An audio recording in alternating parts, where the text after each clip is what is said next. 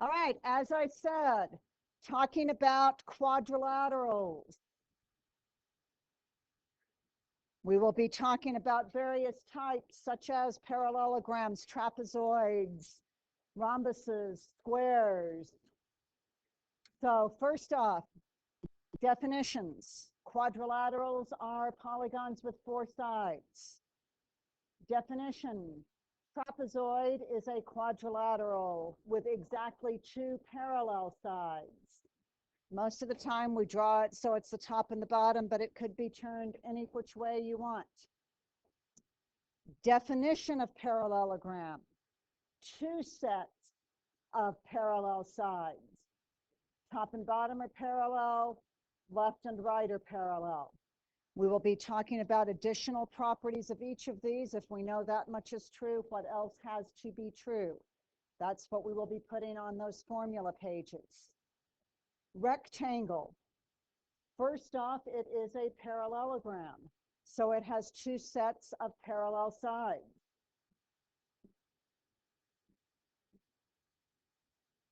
In addition, it has 1 right angle by definition. One of the properties will then be that all of the angles are 90 degrees, which is how you kind of first learned what a rectangle was. Your old definition was that all 4 angles were 90 degrees. Continuing, a rhombus is back to a parallelogram, but this time we have 2 consecutive sides that are congruent.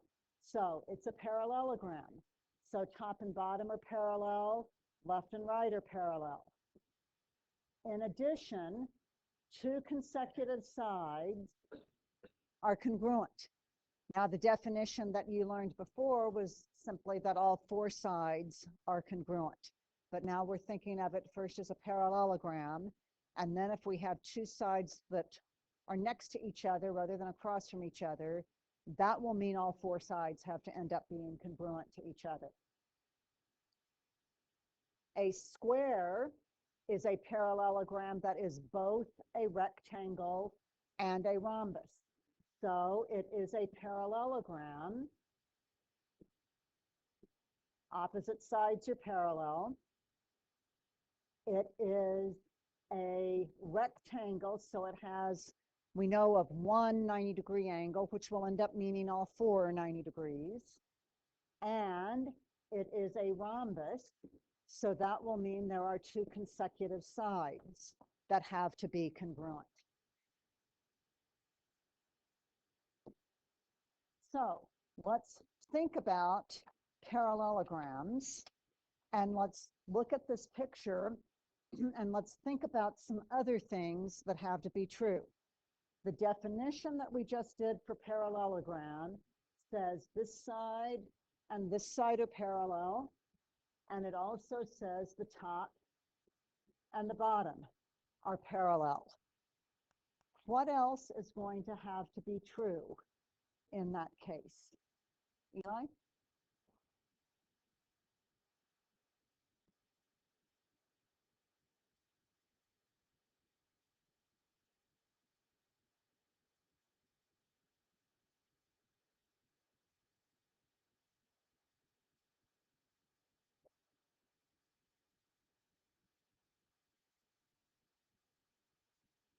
Oh, just this part?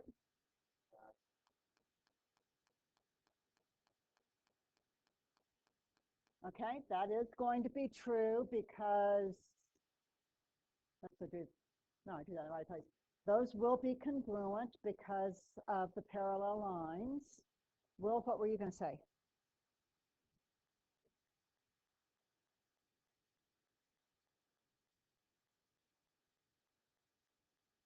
Of what I drew first when I went all the way to here? Yes, that has to be congruent to this. And we could get there by doing our other alternate interior, that this, we could get there by saying this, and this would have to also be congruent by alternate interior. So if we put the 2 things in red together, we get the green one. so that those two would have to be congruent. So that is the opposite angles are congruent, and that would also be true for these opposite angles. What else has to be true besides opposite angles? What are we going to have there, Anna? A little bit louder, please. What? Okay, so we've got some vertical angles going on in the middle, which is going to end up meaning that this triangle on the left is congruent to the triangle on the right. So we are going to be able to end up saying that this side and this side are congruent. Likewise, top and bottom are going to end up being congruent because the top triangle and bottom triangle will also be congruent. So we're going to also be able to say that the opposite sides are congruent. Also, because they are, the top and bottom are parallel lines, tell me something about this purple angle, and I'll call that 1, and this purple angle, I'll call that 2, because the top and bottom are parallel. What's going to be true for those two, Kit? So those adjacent angles are going to be supplementary.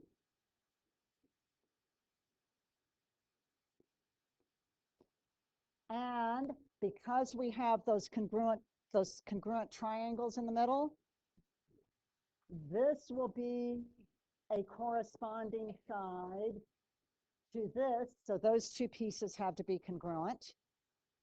And this side from here to the middle will have to be a corresponding side to that one. So those two pieces will have to be congruent, which means the two diagonals cut each other in half. Does that make sense as you look at the picture? So the diagonals bisect each other. So we started off being told it's a parallelogram, or we start off being told both sets of opposite sides are parallel, which satisfies the definition, and we can say, therefore, it's a parallelogram. And then all this other stuff has to be true. So those are going to be our first 4 properties. Now, I suggest you write properties of a parallelogram, and then just draw an arrow that goes down instead of writing properties of a parallelogram over and over 4 times. I also encourage you somewhere in here, draw a little picture of a parallelogram just to kind of catch your eye when you're looking for the parallelogram properties there. Opposite sides are congruent, opposite angles are congruent, diagonals bisect each other, and adjacent angles are supplementary. What this means for us, if we are doing a 2-column proof and they say ABCD is a parallelogram, then we can put any of these things as a line in our proof. Maybe we wanted to be able to say that this half of a diagonal is congruent to this half of a diagonal. So we write down the diagonals bisect each other, and then our reason can just be parallelogram property. So that's if we know it's a parallelogram, we can say any of these things in our proof, and that would be our reason for it.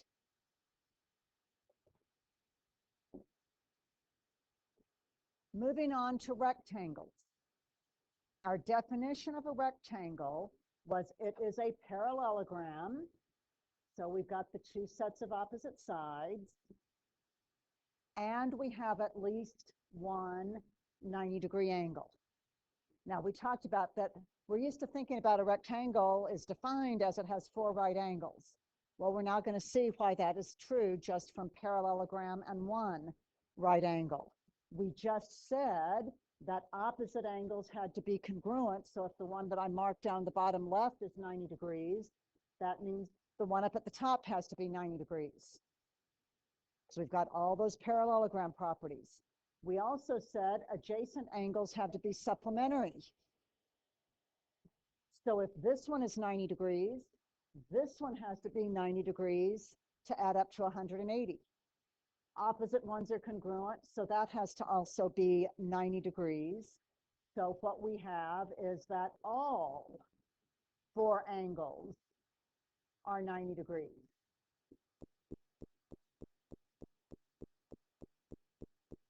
We also know that because it's a parallelogram, those 2 pieces are congruent, and those 2 pieces are congruent. And what else can you tell me on this thing?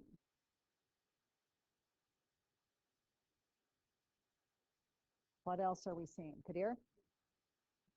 Okay, so we've got vertical angles in the middle. I'm not sure that's going to really get us any other specific new information about the rectangle. What else, Kira?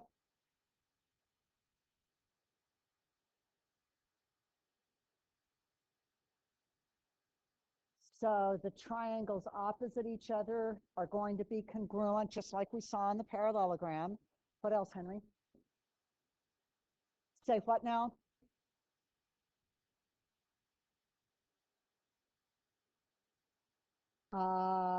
Yes, we have that the opposite sides are congruent. We had that on the parallelograms as well. And that is still true here. But that would be one of the things that we already wrote down on there. And let's see, what else? So those diagonals bisect each other. And it also means that the diagonals have to be congruent to each other. So I want to be able to say that this diagonal is the same as the other diagonal. So let me look at that triangle, and let me look at this triangle that I'm tracing in blue. Those are both right angles. Are the left and the right sides congruent in that rectangle? Are the top and the bottom? So do I have enough to say SAS for those triangles being congruent? So that means my purple diagonal and my blue diagonal have to be congruent to each other. So the diagonals are congruent. And if they are congruent and they each bisect each other, that means all 4 of those pieces have to be the same as well. So let's add these as our next 2 properties. Properties of a rectangle.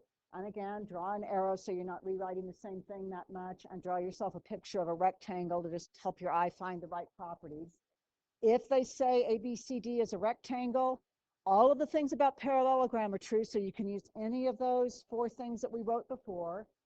And you may now say all of the angles are right angles, not just one of them. And you may say that the diagonals are congruent. All right, so here's our rhombus. And remember, we said a rhombus is a parallelogram. And we said that adjacent sides are congruent. So let's say the left and the right are congruent. It is not necessarily a square, so we're not using those last 2 properties. Go back to everything about parallelogram. Parallelogram, we said opposite sides are the same. So the left has to be congruent to the right. The top has to be congruent to the bottom. So that means that all sides are congruent.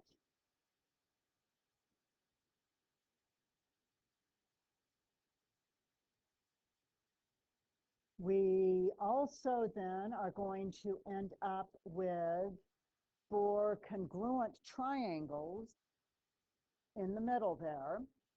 So we've got those sides that are congruent. We can also say, because it's a parallelogram, the diagonals bisect each other. So look at the 4 little triangles. Are they all 4 congruent by SSS? Okay, so that means that these angles here in the middle are all corresponding angles. So they all have to be congruent to each other. So if you have 4 angles that come together like that and they're all congruent, what's the measure of each one? Each one of them has to be 90. So that means that the diagonals are perpendicular. That also means, running out of colors here, that means this angle and this angle have to be corresponding angles in the left triangle and the bottom triangle. So these 2 angles have to be congruent. Same thing with these 2. These don't have to be the same measure as that, and in fact, they're different in this, unless it's a square, but those are also corresponding angles, and they correspond to that. So if it's a rhombus, not only do the diagonals bisect each other, but the diagonals also bisect the original angles.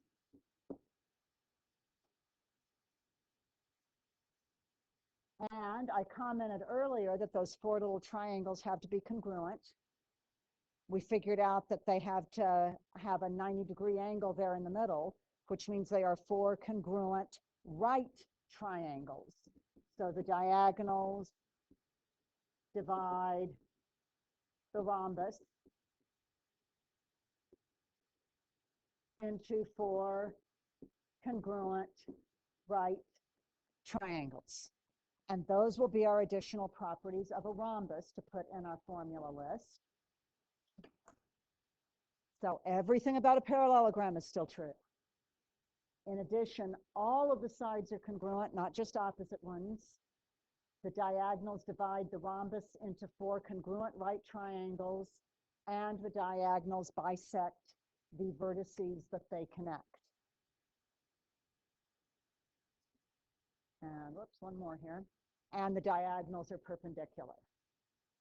So the top one was all properties of a parallelogram.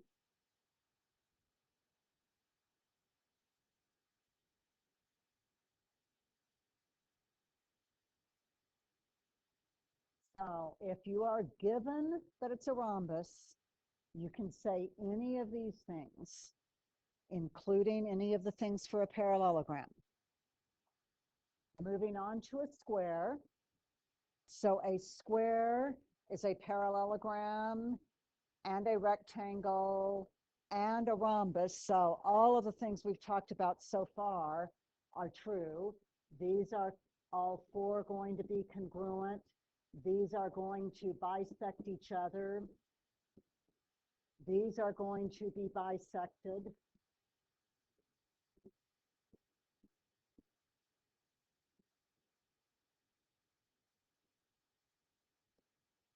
These are going to be right angles there in the middle. So we have all the properties of a parallelogram, of a rectangle, of a rhombus. And when we look at this picture, that means that those 4 triangles are what kind of right triangles? They're all 4 congruent, but if you look at just one at a time, what kind of a triangle is it? Why? I don't have 45 written on there anywhere. Why, RJ?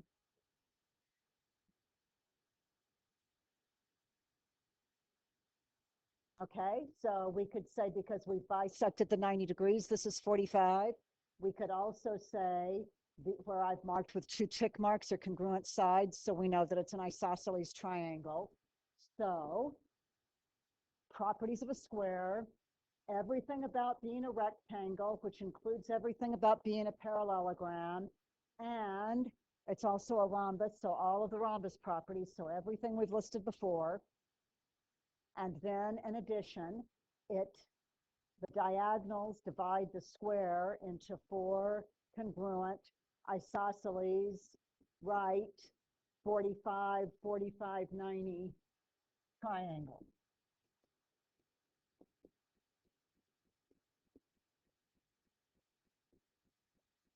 What we have written down up to this point, if it's a parallelogram, that's our given, then what are the things that we could write in our proof? Or if it's a rhombus, what are the things we could write in our proof after that? Now we want to go the other way. What do we have to have as our givens, or the things that we've figured out before we can say, then it is a parallelogram, or then it is a rhombus? So we're reversing direction now.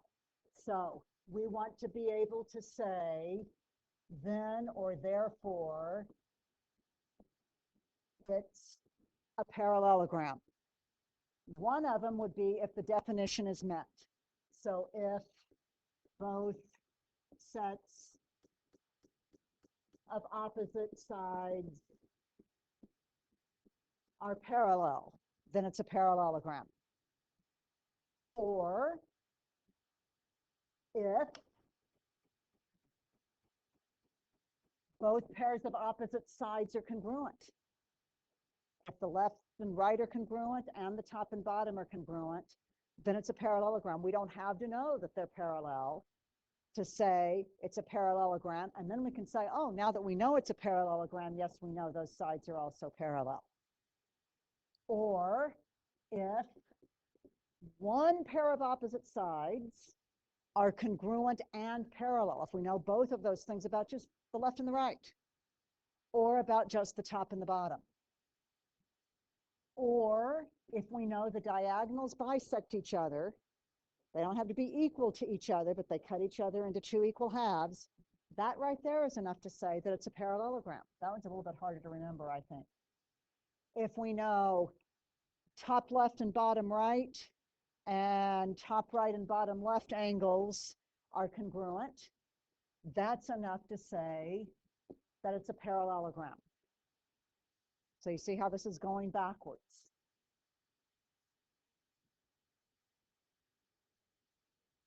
Okay, now we're thinking about, we want to be able to say, then it's a rectangle. So one way we could do that would be to satisfy the definition. So if it's a parallelogram and has one right angle, then it's a rectangle. That was the definition. But we don't have to have that. We could say if it's a parallelogram, so we have to be able to say that for one of those reasons up above, definition, or one of those things we've just written down, or we were just given that. And in addition to that, diagonals congruent. So they're just as long as each other. That's enough to make it be a rectangle. Or the definition that you're used to working with, if all you know is all four angles are right angles, just like in elementary school, that's enough to say it's a rectangle. That part has not changed. And last one for this part, in order to say it's a rhombus, if that's how we want to conclude our proof, then it's a rhombus. We could say if the definition is met. So if it is a parallelogram for one reason or another, and we know two adjacent sides are congruent, we could say it's a rhombus because it met our definition. Or if we know it's a parallelogram for definition or any of those things we just wrote down up higher, and we know just one diagonal. We don't even have to know this about both of them. One diagonal bisects the original angles. That's enough to say that it has to be a rhombus. Or if we know that the diagonals are perpendicular and they cut each other in half. I know those two things, right angles and they cut each other in half. That would also be enough that we could say, then it has to be a rhombus. Now, which type of quadrilateral have we not talked about yet and written properties down yet for, Henry? No, we've done we did properties of a square. You know, then if we wanted to show that it was a square, we just combine some of these things. We're not going to do a separate category right there, Will. We haven't really talked about trapezoids yet. So let's move on to trapezoids now. I'll come back to that. So some trapezoid vocabulary. Your bases are your parallel sides. So the way I've drawn this, the top and the bottom are bases. I drew those in black and wrote the vocabulary in black to match. And the legs are the sides that are not parallel. That dotted blue line through the middle is something that we call the median. It connects the midpoints of the legs. So that means I take this leg on the left and I cut it in half and find that midpoint. Do the same thing with the one on the right. Now, those legs do not have to be congruent to each other, so those two pieces don't necessarily have to be the same length as the ones on the left. So I find the middles of both sides and draw the line in between there. And there's going to be a formula for how long that is. The altitude, or we often call that the height,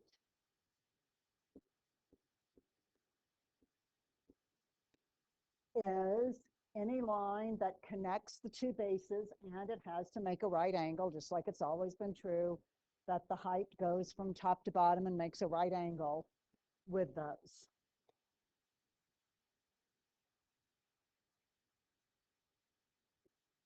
Okay, let's move to a special kind of trapezoid, and that is an isosceles trapezoid.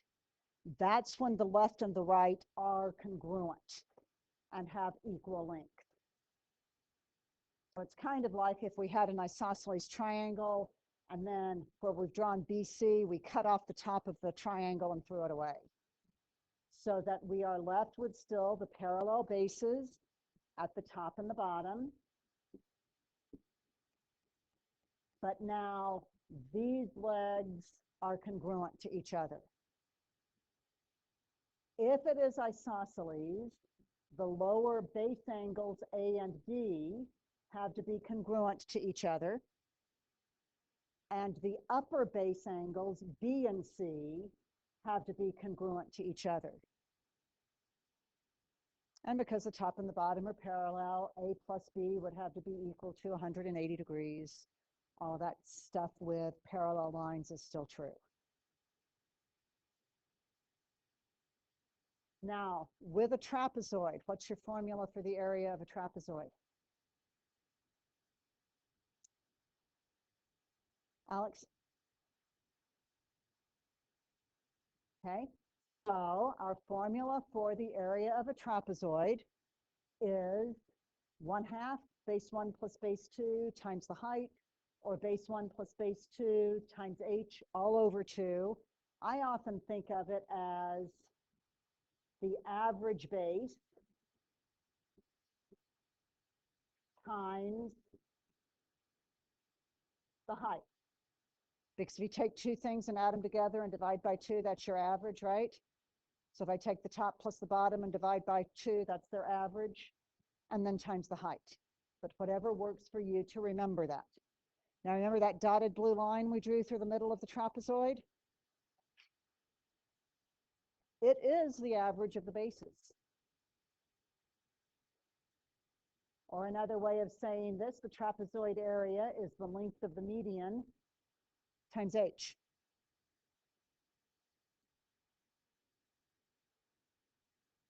Everybody have our two formulas down? Area of the trapezoid is average base times height, and the median is just the average base.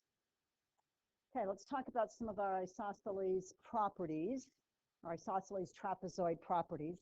I mentioned some of those when we were going through the definitions, that the lower base angles have to be congruent and the upper base angles have to be congruent. I didn't mention this one, but if it's isosceles, the two diagonals are congruent to each other. And I did mention if you took one of the angles at the top plus one of the angles at the bottom, it has to add up to 180 degrees. I turn into some example problems. Okay, I have a parallelogram. One diagonal is longer than the other diagonal. Can it be a rectangle? Can it be a square? Can it be a rhombus? Think about a rhombus. So I can draw one that looks close enough. This diagonal looks significantly longer than the one I just drew in green. And you'll have book problems that are that kind of thing. Okay, now we have a parallelogram. The diagonals are not perpendicular. What can it be and what can it not be out of that group? What are we thinking there? You think about which ones must have 90-degree angles to be able to get there. Eli? So do the diagonals need to be 90 degrees in a rectangle?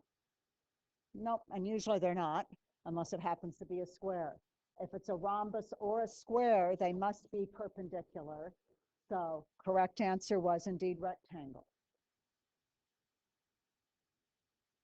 Okay, this one's a little bit different. Which of these must be true? Some of them might be true, but they don't have to be. So you got to read it carefully and think about it. You have a parallelogram. The diagonals are the same as each other. What kind of shape does that mean we have to have?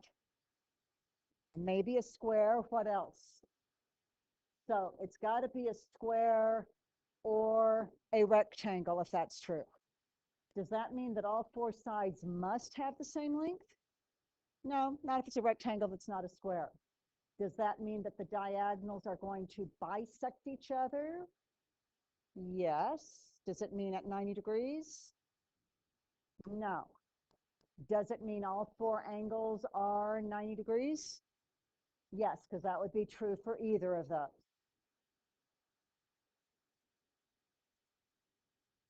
Okay, for this one, let's find, what do I want to find on that? Oh, let's solve that for x.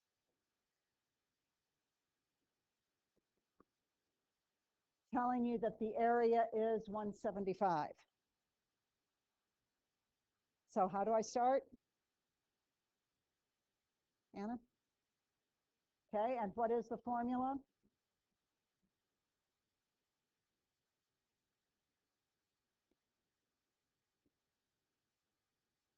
And we know that that's 175. Do we know base 1 or base 2? At least sort of. So x plus 2x plus 8. Do we know h? What is 10 times a half? Say, okay, if I change that to a 5. And 3x plus 8 times 5. How much is that?